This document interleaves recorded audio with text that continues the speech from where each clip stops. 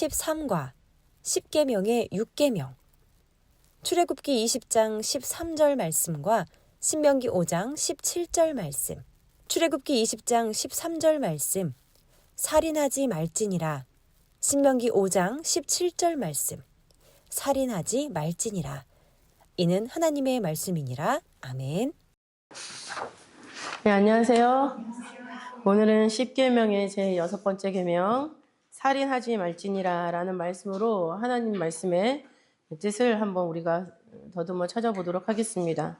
6계명은 생명의 존엄성을 강조하는 그런 내용이 되겠습니다. 생명의 존엄성. 생명이라는 것을 원어로 보면은 히브리어와 헬라어가 있는데요. 히브리어는 하이라는 단어와 네페쉬라는 두 가지 단어가 있습니다. 하이라는 것은 삶의 어떤 기간, 우리 삶의 여정 있죠? 그것을 살아나가는 생명을 말할 때 하이라는 단어를 쓰고, 그 다음에 호흡하는 모든 존재를 의미할 때 네페쉬라는 단어를 씁니다. 그래서 동물에게도 네페쉬라는 단어가 들어가죠. 그래서 이 두 가지 하이라는 단어와 네페쉬라는 단어가 조합돼서 네페쉬 하야라는 단어가 탄생이 되는데, 네페쉬 하야는 생명 있는 것이라는 의미를 가지고 있어요. 근데 이 네페쉬라는 것을 헬라어로 가져오게 되면 푸시케라고 하죠. 헬라어로. 네페쉬를 헬라어로 말하면 푸시케. 그래서 이것이 그 의미를 담아서 이제 인간의 모든 생명 활동들을 푸시케는 의미를 하고 있습니다. 또 헬라어에서 가장 자주 쓰이는, 자주 등장하는 단어는 조에라는 단어죠. 조에는 그리스도로부터 받은 새 생명이라는 뜻이 있어요. 그래서 그냥 단순히 우리가 목숨이 붙어 있어서 사는 그런 생명이 아니죠. 하나님을 믿는 믿음 안에서의 생명, 그것이 바로 조에라는 헬라어가 갖고 있는 뜻이 되겠습니다. 그래서 그리스도 안에서의 새 생명이라는 것은 믿음으로 받는 생명이죠. 예수님을 믿으면 조회의 생명을 살 수가 있지만 예수님을 믿지 않으면 살아도 조회라는 그 생명은 우리가 받을 수가 없다라는 거죠. 그래서 믿음으로 받는 생명에 대해서는 로마서 6장 4절, 또 고린도후서 2장 16절, 또 요한일서 5장 12절을 보시면은 나타나 있습니다. 또 이 조회라는 단어는 죽음을 이기는 영생이라는 뜻도 가지고 있어요. 죽음을 이기는 영생. 우리가 지금 걸어가고 있는 길이 바로 죽음을 이기는 영생의 길로 걸어가고 있죠. 그래서 고린도 후서 5장 4절이나 디모데 후서 1장 10절 말씀을 보시면은 조회라는 단어를 죽음을 이기는 영생이라는 것에 함께 기록을 하고 있습니다. 오늘 본문의 말씀은 출애굽기 20장 13절, 하나님이 직접 음성으로 선포하신 말씀이죠. 그것을 모압 평지에서 모세가 재강론한 것이 바로 신명기 5장 17절에 기록된 말씀입니다. 살인하지 말라. 본문 해석을 먼저 해보시면 살인하다라는 것은 원어의 의미로 보면은 산산조각이 되도록 부수다라는 거예요. 산산조각이 되도록 부수다. 이거는 어떤 뭐 도자기나 그릇 같은 거가 아주 박살이 나는 거를 생각을 우리가 할 수가 있는데, 우리의 마음이, 우리의 영혼이 그렇게 박살이 나는 것처럼 찢어지고 있는 것, 그것이 바로 살인하다라는 뜻이에요. 제가 간간히 말씀을 드려왔지만 해리포터에서 볼드모트가 있잖아요. 해리포터라는 그 아이들 책이 있어요. 영화로도 됐고, 그 볼드모트가 영원한 생명을 갖기 위해서 어떻게 합니까? 영혼을 찢죠. 근데 영혼을 찢는 방법이 뭐예요? 살인이에요. 살인을 한 번 하면 영혼이 찢어지기 때문에 두 조각이 되죠. 그래서 볼드모트는 총 7개의 영혼 조각을 만들어 놨어요. 그 말은 뭐예요? 7번 살인했다는 얘기죠. 그 이상의 살인을 한 것을 우리는 책을 통해서도 볼 수가 있지만, 그런 것처럼 살인이라는 것은 산산조각으로 부서지는 것을 말합니다. 산산조각으로 부서지는 것. 그러나 우리는 사람의 생명을 살리고 죽이는 그 권세자는 하나님이라는 것을 알고 있어야 돼요. 우리에게 생명을 주신 분도 하나님이시고 또 그 생명을 걷어가시는 분도 하나님이시죠. 그래서 생명의 원천이 하나님이다라는 것을 알고 있어야 되는데, 신명기 32장 39절 말씀 보시면은 내가 죽이기도 하고 살리기도 하며 상하게도 하며 낫게도 하나니 내 손에서 능히 건질 자 없도다라고 말씀하고 계세요. 살리기도 하시고 죽이기도 하시고 또 상하게도 하시고 낫게도 하시고 병을 주시는 분도 하나님이시란 얘기죠. 그리고 병을 치료해 주시는 분도 하나님이시란 얘기예요. 그러니까 하나님과의 관계를 잘 맺고 있어야지만 우리가 훈련으로 어떤 환난을 당할 수는 있지만은 벌로서는 하나님이 우리한테 병을 주시거나 죽이진 않으신다는 얘기죠. 그리고 욥기서 2장 6절도 보면은 사단이 하나님을 충동질하잖아요. 저 욥한테 하나님이 재물도 주고 자식도 다 잘 되게 해주고 그러니까 하나님 잘 믿는 거 아닙니까? 아주 괴롭혀 보세요. 다 뺏어 보세요. 그래도 하나님을 믿나? 그랬을 때 하나님 뭐라고 하시냐면 마지막에 내가 그를 내 손에 붙이노라. 사단한테 욥을 넘겨주셨어요. 그런데 단서를 붙이셨죠. 오직 그의 생명은 해하지 말지니라. 라고 하나님이 단서를 붙이셨어요. 그러니까 사단도 사람을 죽이거나 괴롭히거나 이런 것들을 마음대로 할 수 없다라는 거예요. 하나님이 허락하실 때만 그것을 할 수가 있다. 라는 것. 믿는 자에 한해서 그렇죠. 믿는 자에 한해서. 욥은 하나님 굉장히 잘 믿는 사람이었잖아요. 믿는 자에 한해서는 사단이 마음대로 할 수가 없어요. 그래서 아브라함이 믿은 하나님도 죽은 자를 살리시는 하나님이죠. 로마서 4장 17절 말씀 보면은 아브라함이 믿은 것은 하나님은 죽은 자를 살리시는 분이다 라는 것으로 기록을 하고 있습니다. 또 이삭을 바칠 때 심정을 똑같이 기록을 하고 있는 것인데 히브리서 11장 19절을 보시면 저가 아브라함이죠. 하나님이 능히 죽은 자 가운데서 다시 살리실 줄로 생각한지라. 아이를 낳을 수 없는 지경에서 아이를 주신 분도 하나님이신 것을 체험을 했죠.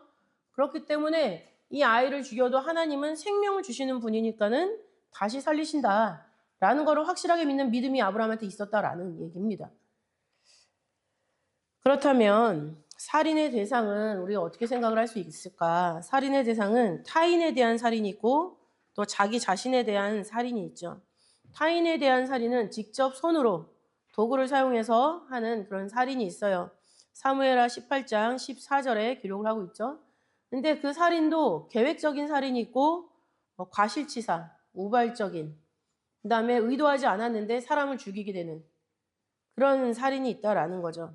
옛날에 제가 학교 있었을 때 아이들이 가슴 치는 놀이를 했어요. 남자애들이. 친구끼리 만나서 가슴을 퍽퍽 치는, 나 한 대 치고 너 한 대 치고 이런 게 한 거예요. 근데 이게 장난이었잖아요. 근데 한 대 딱 쳤는데 얘가 갑자기 거품 물고 쓰러진 거예요. 그래서 죽었어요. 굉장히 놀라운 일이죠.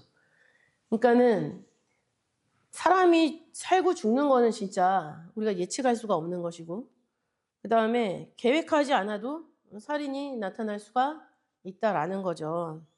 그런 거 생각하면 우리의 매사가 다 조심스러워야 된다라는 걸 알 수가 있는데 하나님은 그것에 대해서 장치를 마련해 놓으셨어요. 만약에 계획한 것이 아니라 그냥 이렇게 하다가 뭐 잠깐 밀었는데 그냥 밀려고 죽이려고 민 게 아닌데 저리로 가봐 해서 딱 했는데 뭐에 잘못해서 넘어졌는데 여기 뒤통수가 부딪다 해서 죽었다. 이런 거는 죽이려고 의도한 게 아니잖아요. 그런 살인. 또 하나님이 이제 저 사람을 통해서 저 사람을 죽여야겠다라고 생각을 하셔가지고 사람을 보내실 때가 있어요. 성경에 있잖아요. 예후라는 왕을 통해서 아합의 집을 다 처단을 하셨잖아요. 그 가문을. 그런 것 같은 거. 그랬을 때 그런 사람을 위해서 생명을 보존할 수 있도록 장소를 마련하셨어요. 그것이 도피성이죠. 그래서 요단강을 중심으로 동쪽에 3군데, 서쪽에 3군데 이렇게 기록을 하고 있습니다. 여호수아 21장 13절부터 38절을 쭉 읽어보시면 도피성이 나와요. 요단 동편에 3곳, 베셀, 길르앗, 라못, 골란. 여러분 이거 제가 시험 쳤기 때문에 기억나실 거예요. 믿습니다. 요단 서편에는 헤브론, 세겜, 게데스라는 장소예요. 그러나 일부러 계획적으로 죽였다라고 했을 때는 그때 당시 법이 성전에 들어가서 그 번제단 뿔을 잡고 있으면은 죽이지 못하게 했거든요. 근데 하나님은 그렇지 않습니다. 계획적으로 일부러 살인한 경우에는 내 단에서라도 잡아내려 죽일지니라 라고 말씀하고 있어요. 그러니까 하나님이 세우신 법이 어떤 상황과 마음가짐과 상관없이 무조건 그렇게 적용이 되는 건 아니라는 거죠. 그 마음가짐이 옳지 않았을 때는 하나님의 살려주는 법이 그에게 통하지 않는다라는 거예요. 그래서 우리도 알면서 짓는 죄가 있잖아요. 알면서 짓는데 그래도 하나님 용서해 주시겠지. 내가 이래도 그 다음에 내가 어떻게 하면 나를 회복시켜 주실 거야. 그러나 본인이 생각하는 그런 하나님이 용서해 주시겠지, 회복시켜 주실 거야, 그런 일은 나타나지 않는다는 얘기예요. 왜? 마음 중심이 중요하기 때문에. 내 마음 중심에 하나님을 두려워하고 이거는 하면 안 되겠다라는 생각이 들었으면 그냥 하면 안 되는 건데 그래도 하나님은 내가 뭐 한 거 봐서 용서해 주실 거야. 그런 일은 일어나지 않는다. 그 다음에 간접살인이 있는데 간접살인은 형제를 미워하는 거죠. 요한일서 3장 15절 말씀 보시면 그 형제를 미워하는 자마다 살인하는 자니 살인하는 자마다 영생이 그 속에 거하지 아니하는 것을 너희가 아는 바라. 그러니까는 미워하면 살인하는 거고 그 사람은 영생할 수 없다라는 것을 한 구절에 다 담아서 말씀을 하고 있습니다. 유대인들이 예수님을 죽인 것도 뭐예요? 시기로 죽였죠. 미워서. 예수님이 너무 미워요. 그래서 죽였어요. 마태복음 26장 59절. 예수님을 죽이려고 일부러 거짓 증거를 만들어냈다라는 거죠. 그것이 뭡니까? 음모예요. 음모. 누구를 나쁘게 만들려고 음모를 꾸민다라는 거죠. 판을 짜는 거예요. 여러 사람한테 이런저런 생각을 주입을 시켜주면서 판을 짜서 그 다음에 하나님의 어떤 뜻, 하나님의 사람, 그것을 망치려는 것. 사무엘하 11장 14절부터 17절을 보면은 다윗도 그런 음모를 꾸몄어요. 자기의 치부를 덮기 위해서 우리아를 죽이려고 편지를 보냈죠. 편지를 보내서 아주 싸움이 맹렬할 때 우리아를 제일 앞에 선두서게 해서 죽게 만들어라. 다윗도 그런 음모를 했습니다. 또 그 다윗 역시 사울의 음모에 의해서 죽임을 당할 뻔했죠. 사무엘상 18장 17절에 기록을 하고 있어요. 그 다음에 나봇의 포도원을 뺏기 위한 이세벨의 음모가 있었어요. 그죠? 열왕기상 21장 1절부터 16절. 무엇보다도 예수님을 죽이려는 그 당시 사람들의 음모, 마태복음 2장 16절에 기록을 하고 있죠. 그래서 사람, 이웃, 이 주변에 있는 사람들을 어려움에 빠뜨리려고 하는 그런 계획들, 나쁜 계획이니까 음모, 그런 것도 간접살인에 해당한다라는 것입니다. 그리고 동의하는 거, 나쁜 일에 동의하는 거. 사도 바울이 스데반의 죽음에 동의했죠? 그것도 간접살인입니다. 그리고 권세를 잘못 사용하는 것. 빌라도가 예수님을 놓아줄 권세가 있었잖아요. 근데 그 권세를 가지고 예수님을 죽게 넘겨줬어요. 마태복음 27장 17절부터 18절에 기록하고 있습니다. 또 무정한 것도 간접살인이라고 말씀을 하고 있어요. 무정이라는 건 뭐냐면 내가 누구 옆에서 진짜 다 죽어가는 사람이 있는데 119에 신고해주지 않는 거. 그런 거가 무정함이죠. 그런 예가 성경에 어디 있습니까? 사마리아인, 강도 만난 사람이 있었죠. 강도 만난 사람이 다 죽어가고 있는데 그거를 발견한 제사장 레위인 그냥 다 지나갔어요. 그러나 사마리아인이 보고 그것을 치료해주고 그 다음에 다 먹여주고 어디다 데려다 놓고 치료비가 더 들면 올 때 내가 더 주겠다. 이런 식으로까지 완벽해야 하는 것을 볼 수가 있죠. 그래서 어려움을 당한 사람은 그냥 지나치는 그 무정함도 살인이다 라고 말씀을 하고 있습니다. 그리고 그렇게 무정한 태도를 보이는 사람은 그대로 자기가 받게 될 것을 잠언에 말씀하고 있죠. 잠언 21장 13절 보시면 귀를 막아 가난한 자의 부르짖는 소리를 듣지 아니하면 자기의 부르짖을 때에도 들을 자가 없으리라 라는 것입니다. 도와달라, 도움이 필요한 사람을 내가 분명히 알고 있고 그 소리를 들었는데 일부러 귀를 막았어요. 물론 사정이 있었겠죠. 그러나 그걸 도울 만한 위치에 있음에도 불구하고 자신의 어떤 사정을 해서 귀를 막았다. 그러면은 내가 도움이 필요한 상황에서 도움을 구하러 다녀도 그것을 귀담아 들어줄 사람이 없다라는 얘기예요. 그래서 이 간접살인에서 이 무정함에 해당하는 것은 어려움을 당한 그 사람도 죽이는 일이지만 장차 자기에게도 해가 되어 돌아오기 때문에 이것은 자신에게도 살인을 하는 그런 일이 되겠습니다. 그리고 요즘에 낙태에 대한 법, 여러 가지 법들이 나오는데 낙태하는 것도 살인이라고 말씀을 하고 있습니다. 출애굽기 21장 22절부터 25절에 기록을 하고 있는데 사람이 서로 싸우다가 아이벤 여인을 다쳐 낙태케 하였으나 다른 해가 없으면 그 남편의 청구대로 반드시 벌금을 내되 재판장의 판결을 쫓아낼 것이라 하면서 만약에 다른 해가 있다면 다른 해가 있다. 이게 뭐예요? 낙태되었다라는 얘기죠. 그랬으면 생명은 생명으로, 눈은 눈으로, 이는 이로, 손은 손으로, 발은 발로, 데운 것은 데움으로, 상하게 한 것은 상함으로, 때린 것은 때림으로 갚을지니라. 그대로 갚아주란 얘기죠. 서로 싸우다가 딱 밀쳤는데 뜨거운 물이 엎어져서 내가 그 사람이 되었어요. 그럼 똑같이 그 물을 팔팔 끓여가지고 거기다가 부어버리란 얘기예요. 이 말은 뭡니까? 진짜 막 갚아주고 막 이런 거. 그 당시에는 진짜 그랬겠죠. 이거 뭐예요? 그런 일을 아예 만들지 말라라는 경계죠, 이거는. 이거 보면서 하나님 진짜 장난 아닌데? 하나님 너무 무섭다. 라고 생각하면서 하나님을 터부시하면 안 돼요. 이거는 뭐냐? 이런 일이 있으면은 너 역지사지로 한번 생각해 봐라. 라는 얘기고 더 나아가서 역지사지로 생각해 볼 때 이런 일을 네가 하면 되겠느냐 안 되겠느냐. 그것을 가르쳐 주시는 아주 엄한 말로 훈계하시는 내용이죠. 또 자신에 대해서도 간접 자살이 있고 자신이 죽는 건 자살이잖아요. 간접 자살이 있고 직접 자살이 있습니다. 간접 자살은 뭐예요? 근심하는 것. 하나님의 뜻이 아니라 다른 것으로 근심하는 것을 자기를 살인하는 것으로 성경은 말씀을 하고 있어요. 고린도후서 7장 10절을 보시면 세상 근심은 사망을 이루는 것이니라 라고 말씀을 하고 있습니다. 우리가 세상에 살고 있기 때문에 여러 가지 문제로 근심을 안 할 수는 없어요. 안 할 수는 없지만 그게 내 전부가 되어 있다면 그것은 사망으로 가는 길이란 얘기죠. 전체적인 나의 삶의 어떤 바운더리는 하나님 아니에요. 그러니까 하나님 안에서 먹고 사는 거를 걱정해도 하나님 안에서 걱정하는 얘기예요. 하나님한테 하나님 어떻게 하면 될까요? 제가 지금 뭐가 필요한데 진짜 이거 진짜 없으면 큰일이 날 것 같은데 하나님 어떻게 할까요? 그런 식으로 기도하면서 내가 할 수 있는 일을 해나가는 것. 그것은 문제가 없지만 하나님 완전히 빼버리고 그냥 세상 근심만 가득해서 이거를 해결하기 위해서 내가 뭘 해야 될까? 막 사방팔방 뛰어다니고 그러면은 하나님도 놓치고 될 일도 안 된다는 얘기예요.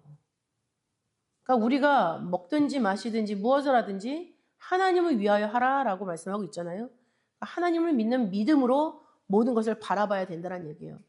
우리가 눈에 하나님의 말씀의 렌즈를 가지고 모든 상황을 바라봐야 된다는 얘기죠. 그래야만 죽지 스스로 자살하는 일이 되지 않는다. 그 다음에 시기하는 것. 질투와 시기의 차이를 아시죠? 질투는 내 것에 대해서 생각하는 마음. 내 남편을 어떤 여자가 자꾸 쳐다봐. 그럼 그건 질투예요. 그죠? 근데 시기는 남의 것에 대해서 내가 완전히 난리가 나는 마음이죠. 내게 아닌데.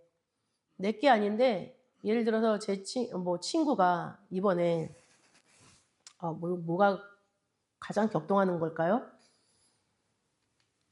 친구의 자녀가, 이것도 아니죠. 잘 모르겠어요. 어쨌든 다른 사람이 뭐 좋은 걸 갖고 있어요. 근데 그걸 보는 순간 내게 아닌데 짜증이 나는 거예요. 걔가 그걸 갖고 있다라는 게. 그런 게 시기예요. 내게 아닌 거에 대해서 난리 나는 거. 근데 잠언서 14장 30절을 보시면은 시기는 뼈의 썩음이니라 라고 말씀을 하고 있죠. 뼈가 썩으면 어떻게 되겠어요? 죽겠죠. 그래서 이렇게 우리가 세상을 사는 마음가짐, 그것을 어떻게 먹느냐에 따라서 내가 나를 날마다 죽이고 있는 사람이냐 아니면 나를 날마다 살리고 있는 사람이냐라는 게 결정이 된다라는 거죠. 직접 자기 목숨을 끊는 거는 당연히 하나님한테 용서를 받지 못합니다. 사울 할례 받지 않은 자에게 죽임을 당할까 봐 자기가 먼저 목숨을 끊었죠. 사무엘상 31장 1절부터 4절에 기록을 하고 있습니다. 또 다윗을 섬겼던 사람 중에서 마음을 바꿔서 압살롬의 편에 섰다가 스스로 자살한 사람이 있어요. 아히도벨이라는 사람. 사무엘하 15장 12절에 있죠. 그리고 무엇보다도 가룟유다는 예수님이 그 모든 죽음의 현장에서 벗어나실 줄 알았어요. 왜냐하면 항상 유대인들이 죽이려고 쫓아오면 거기를 빠져나가셨으니까. 그리고 죽은 사람도 살리고 막 대단한 권세가 있는 걸 자기가 봤단 말이에요. 그러니까 내가 이런 짓을 해도 예수님은 살아나시겠지. 라고 생각을 했는데 진짜 십자가에 달려 돌아가신 걸 본 거예요. 그리고 나서 자결했어요. 그러니까는 자기 맘대로 생각하면서 하나님의 뜻이 어떻게 흘러가는지 깨닫지 못하고 자기가 생각하는 하나님을 생각하면서 내 할 일은 하나도 안 고치고 내 맘대로 하겠다. 그래도 하나님은 다 뭐 이해하실 거야. 하나님은 다 이렇게 해주실 거야. 그건 자기 생각이죠. 하나님의 뜻이 어떻게 흘러가는지 모르고 하는 생각은 다 그거는 죄예요. 가룟유다 자기 맘대로 생각했다가 뜻과 상관없이 예수님에 대해서 생각했다가 자살한 케이스. 줄도 싫어했다고 그랬어요. 가룟유다가 나무에다가 목을 줄 이렇게 메고 했는데 줄도 싫어하고 나무도 싫어해가지고 나무 가지도 부러지고 줄도 끊어졌어요. 세상 만물이 다 가룟유다를 싫어했다는 얘기죠. 그리고 성경은 자연을 훼손하는 것도 살인이라고 얘기를 하고 있습니다. 이번에 산불이 엄청 크게 났잖아요. 근데 처음 그 발화 지점에 새벽녘에 어떤 50대 남녀가 산에 올라가는 걸 봤는데 잠시 후에 불이 연기가 올랐다.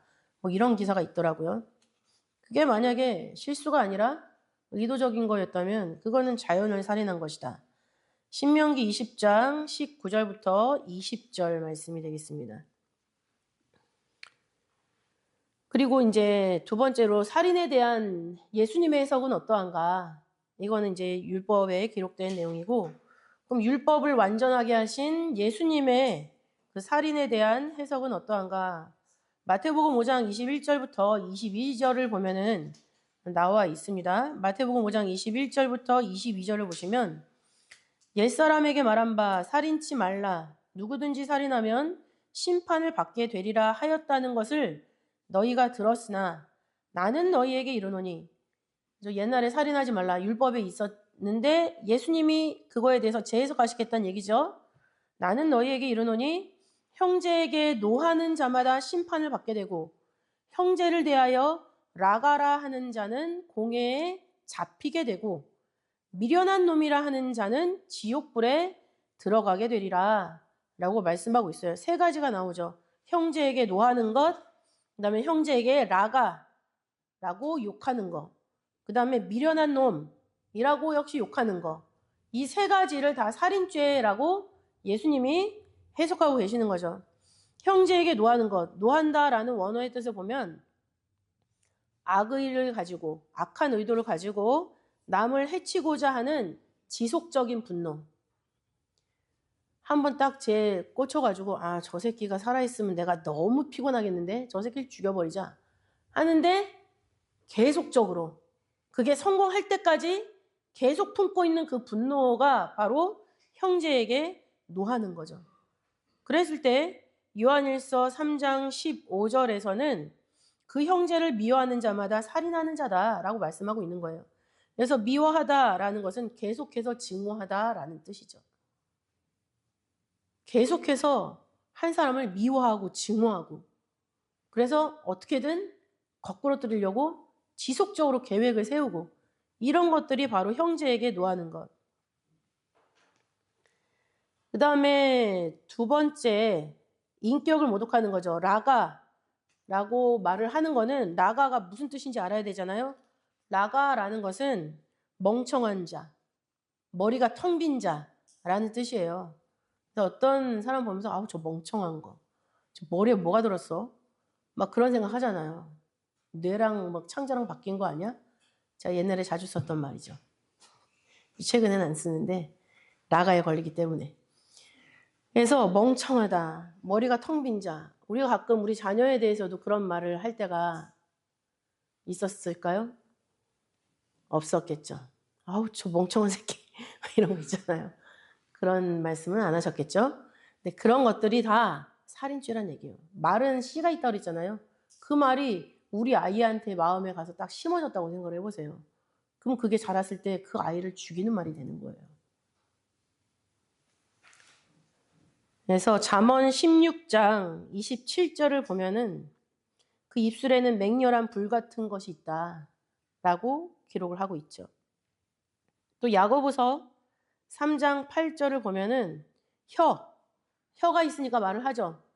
그 혀는 죽이는 독이 가득하다라고 말씀을 하고 있습니다. 그래서 우리가 입을 조심해야 된다라는 것을 생각을 해볼 수가 있죠. 그리고 세 번째는 미련한 놈이라고 하는 거. 미련한 놈이라고 하는 거는 하나님 자리에서 정죄하는 말이에요. 그거는 왜냐하면 미련한 놈, 이것을 헬라어로 모로스라고 합니다. 모로스는 신앙심이 없는, 저 믿음 없는 새끼, 이거죠. 믿음 없는 것. 아우, 저 믿지도 못하면서 저 나대고 있네? 이런 거요. 그죠? 그리고 이 당시에는 모로스라는 단어가 하나님을 부정하는 자로 사용이 됐어요. 그러니까는 쟤 모로스 아니야? 그러면 하나님 부정하는 자 아니야? 라는 욕이 되는 거죠. 이거는 하나님 자리에서 정죄하는 거기 때문에 하나님이 이것을 가만 보고 두고 보고 있지 않으시겠다라고 말씀하시는 거예요. 그래서 예수님은 살인이라는 개념을 진짜 죽이는 거에만 국한된 게 아니라 우리 혀로 무슨 말을 하는가, 이것, 그 다음에 우리의 분노 조절이 안 되는 사람들, 분노 조절 장애라는 게 현대인의 병이잖아요. 분노 조절 장애.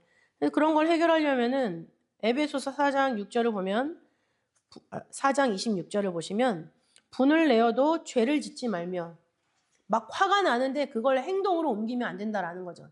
막 화가 나고 미쳐버리겠어요. 근데 그걸 다 입으로 쏟아내거나 아니면 행동으로 하거나 그러지 말란 얘기예요. 말고 그거를 스스로 사귈 수 있도록 해야 된다. 그래서 분을 내어도 죄를 짓지 말며 해가 지도록 분을 품지 말고, 해가 지도록 날이 하루 분을 품고 하루를 넘기지 말라는 얘기죠. 자기 전에 그걸 다 하나님 앞에 쏟아놓고 해결하고 편안한 마음으로 잠자리에 들어라. 그렇지 않으면 해가 지고 나서 뜨겠어요, 안 뜨겠어요? 해가 안 뜨죠. 해가 지도록 분을 품고 있으면 해가 안 떠요. 해는 뭡니까? 시편 84편 11절 보면 하나님이에요. 내가 화가 너무 나는데 그걸 하나님이랑 대화하면서 풀어야 되는 거지. 하나님이랑 대화하지 않고 풀지도 않는다. 그러면 내 마음에 하나님이라는 해가 져서 하나님 안 뜨는 거예요. 그러나 하나님 안에서 그거를 해결해 나가면 내 마음에 하나님이라는 해가 떠서 그 분노가 그만큼 분하지가 않아요. 그리고 해결할 수 있는, 이걸 어떻게 하면 될까? 해결할 수 있는 방법도 떠오르게 되죠. 야고보서 1장 19절부터 20절을 보시면은 성내기를 더디하라, 말하기를 더디하라 라는 말씀도 기록하고 있습니다. 성내면 하나님의 의를 이루지 못하기 때문에. 그러니까 생각을 여러 번 하고 말을 늦게 하라는 얘기죠.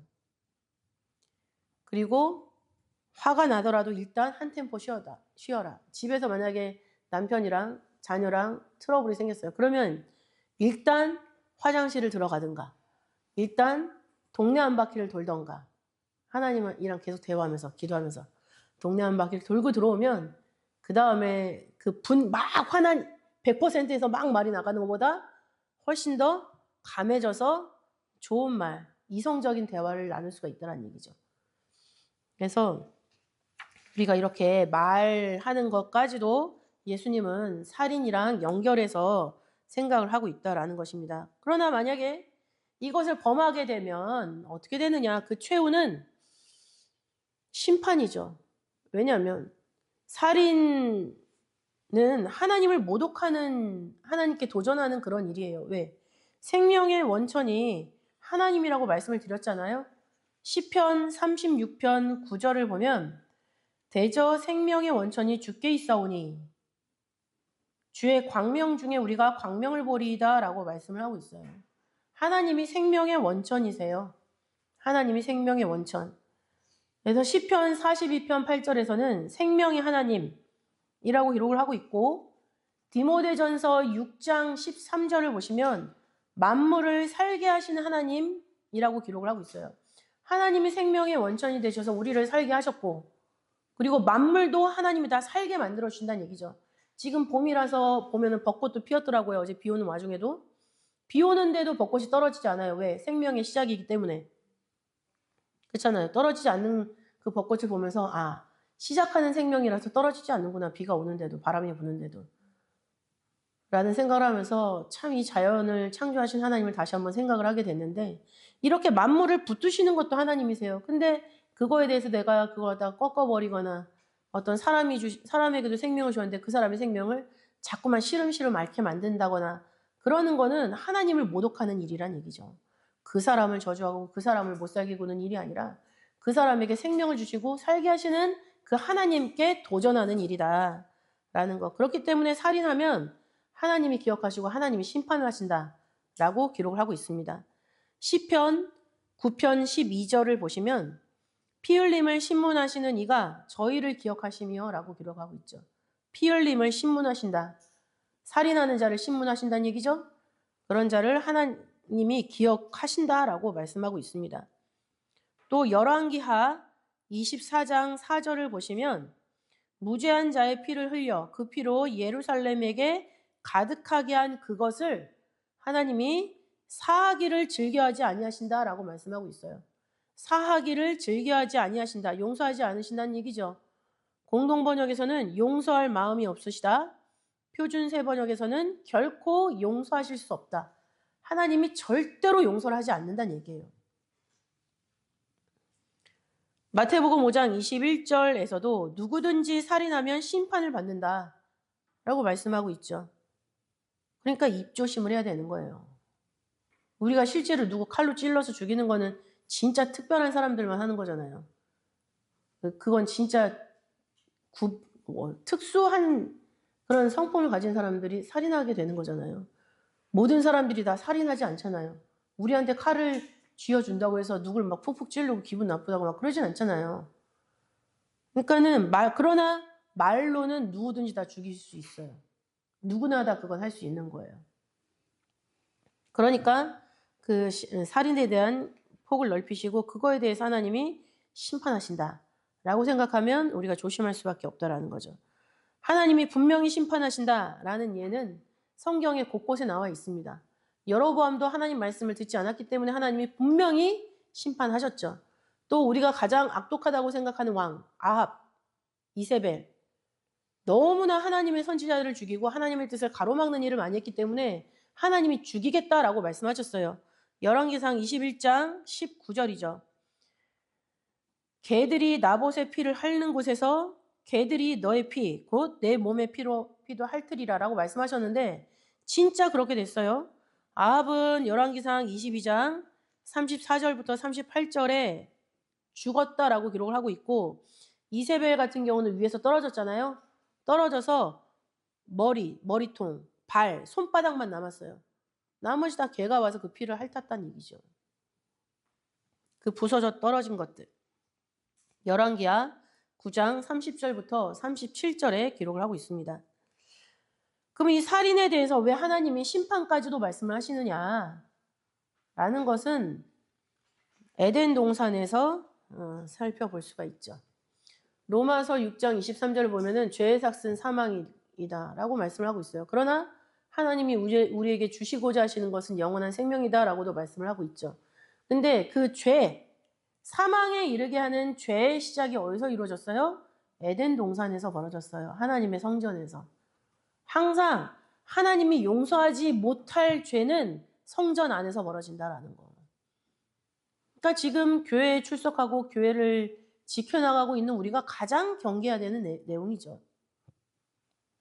아담은 선악을 알게 하는 나무의 실과를 먹지 말아라 라는 그 행위 언약을 어김으로 말미암아 하나님 말씀을 듣지 않았다는 얘기죠. 그것으로 말미암아 온 인류에게 사망이 들어오게 만드는 아주 큰 문이 됐어요.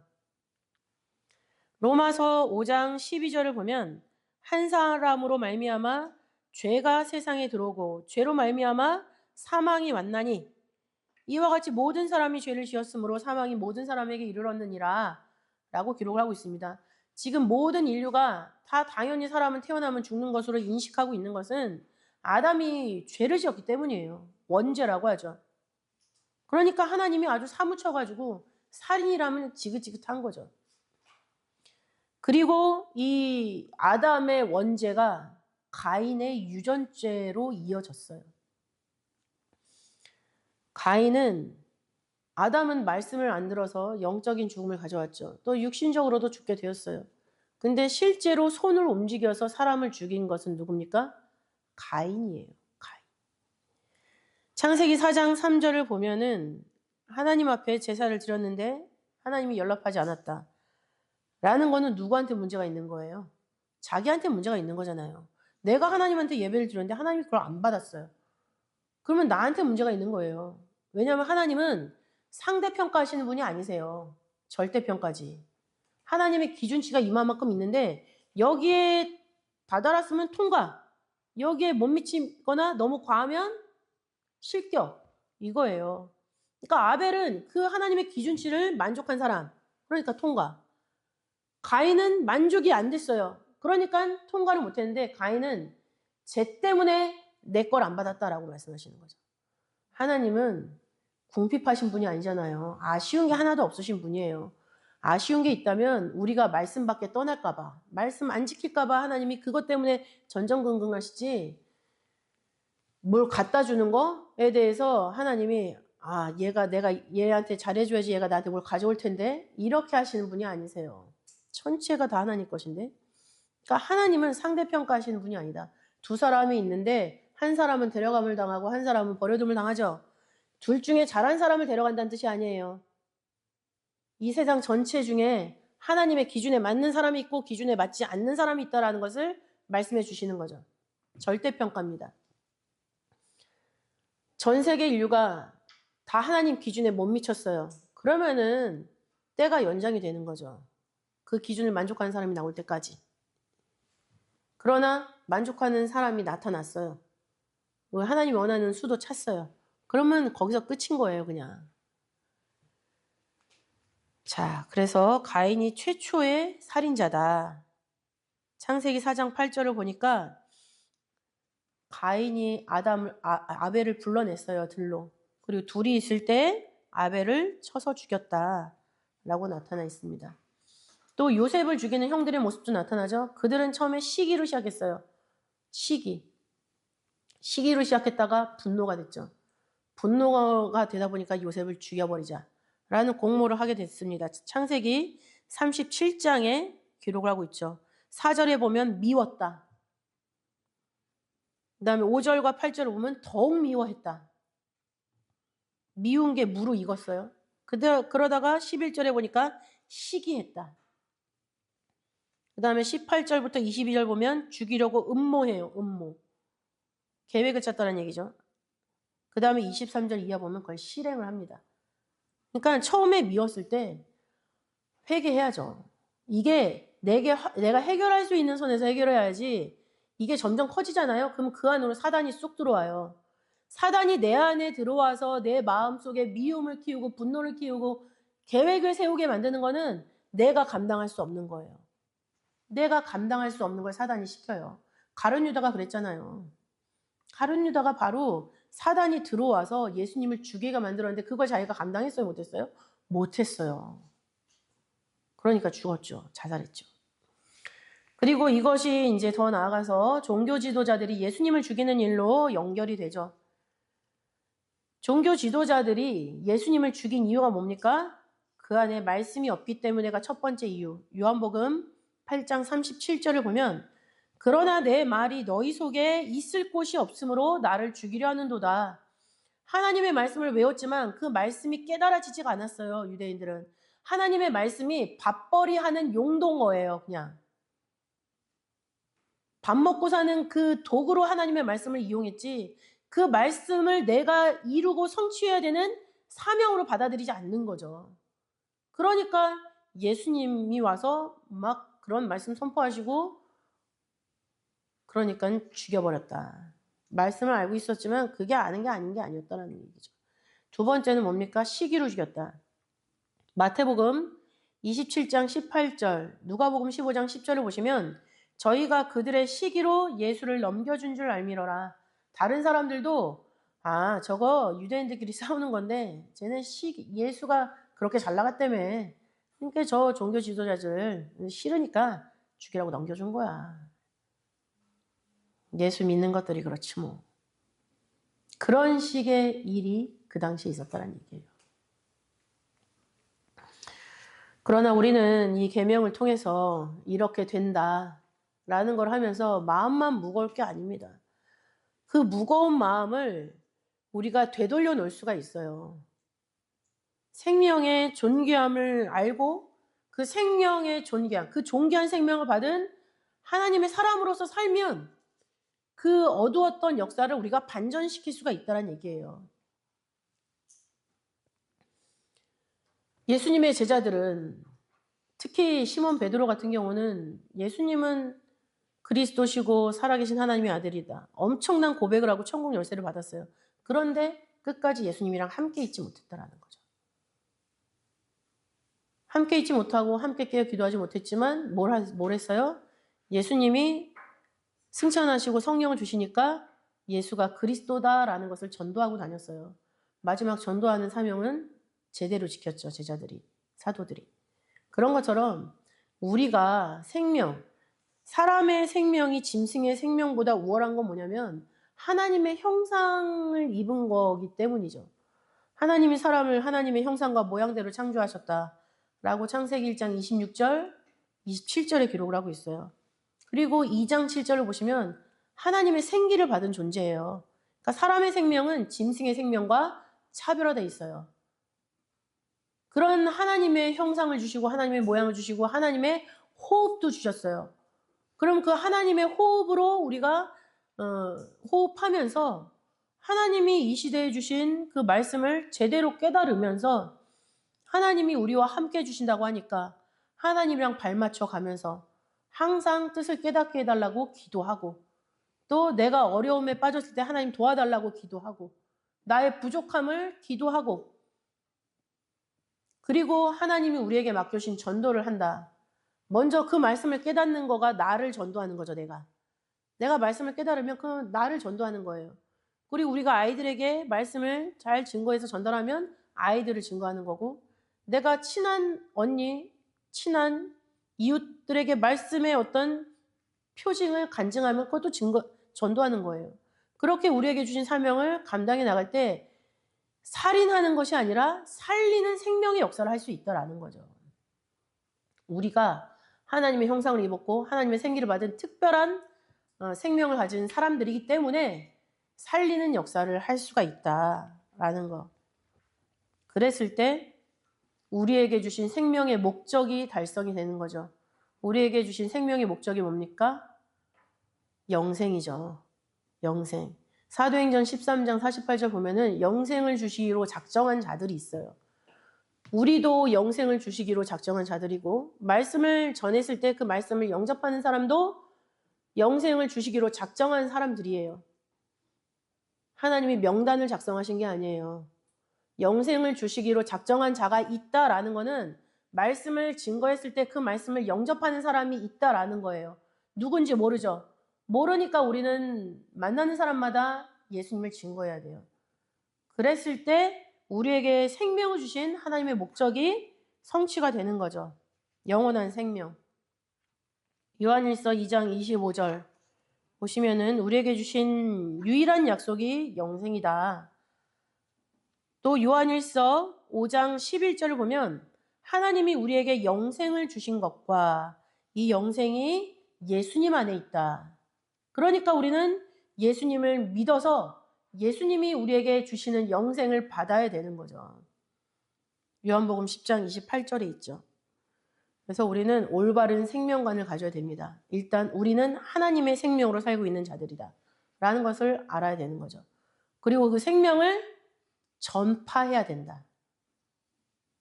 생명을 전파하면 살인을 극복할 수가 있어요. 이겨낼 수가 있어요. 사망을 이길 수가 있더란 얘기죠. 말씀으로 사망을 하고 호흡한다. 삼켜버릴 수가 있다. 소화시켜버릴 수가 있다. 라고 우리는 교육을 받았습니다.